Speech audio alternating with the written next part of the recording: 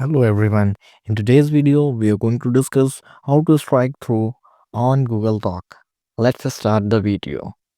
First, open your Google Doc. You can see on my screen here. Just select the desired text you want to do strike through. Select the text. Just go on format.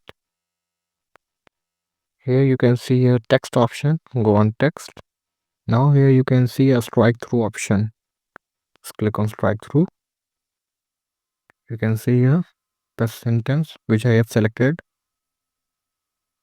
Now there is one another way to add strike through on the sentences. Select the sentence and press. If you have MacBook, just press Command, Shift and X. You can see here. This is strike through sentence.